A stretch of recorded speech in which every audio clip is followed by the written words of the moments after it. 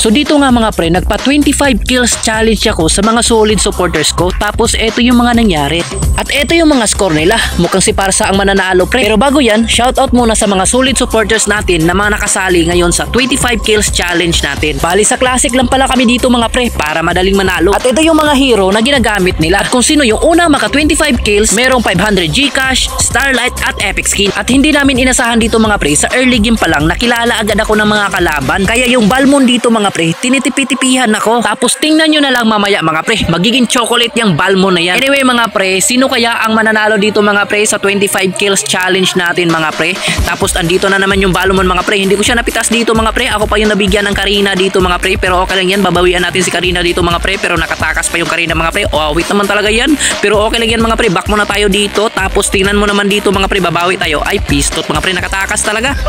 Ang kulit talaga ng Balmond nila dito mga pre. Kaya ayun, nabigyan siya ng Karina namin. Meron ng 1 kill dito yung Karina mga pre. Ayan o, tingnan nyo. Oh, kaigit. Oh, tapos dito mga pre, magpupush na sana ako eh. Kaso nga lang, ayan o, dumalaw na yung Karina dito mga pre. Ay, yung Gusion pala. At tapos tingnan mo, nakatakas na ako dito. Pistot. Bali, ito pala yung score nila mga pre. Yung Parsa talaga yung lamang. 3 na yung kill mga pre. Tapos dito mga pre, oh, makakiis pa si Layla. Hindi makakiis si Layla mga pre. Tapos tingnan mo dito mga pre, oh. Napakatipigats ng Balmond talaga mga pre. Tapos andito pa yung Angela. Ayan oh. Titipi sila. Oh, kaigit, oh, di ba? Tapos andito na yung mga Karina. No, isahan na naman ako ng Karina mga pre. Kaya dito mga pre, babawian na naman natin si Karina mga pre. Ayan oh.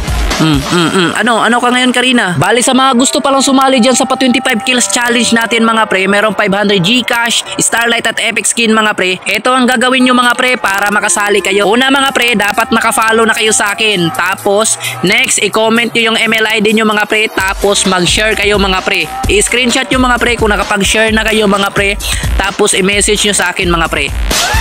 So ito yung standing mga pre, lamang pa rin si Parsa mga pre. Mukhang si Parsa ata yung mananalo dito sa 25 kills challenge natin mga pre. So anyway mga pre, kung nakapag-share ka na dito, i-screenshot mo, i-message mo sa akin mga pre, sabihin mo pasali sa 25 kills challenge or pahingi ng Epic Skin. Sabihin mo lang sa akin mga pre kung gusto mo ng Epic Skin. So tingnan mo dito mga pre, grabe yung dito mga pre, Obsidia mga pre, bumabawi din yung Obsidia mga pre, humahabol dito kay Parsa mga pre. Paunahan kasi sila dito makapag 25 kills challenge mga pre. Ang technique kasi talaga dito mga pre, huwag nyo tapusin mga pre para makuha nyo yung 25 kills challenge. Patayin nyo lang ng patayin yung kalaban mga pre. Pero dito mga pre, dito yung Angela, napakakulit. Pero naisahan din ako ng pero okay lang yan mga pre, bumabawi naman tayo dito mga pre. Pero yung Obsidia talaga mga pre, ang dami niyang naki-S mga pre. Ito na nga yung sinasabi ko sa inyo mga pre, huwag nyo tapusin agad mga pre para makuha nyo yung 25 kills challenge. Hindi pa sila nakapag 25 kills mga pre, tinapos na nila agad. Sayang mga pre.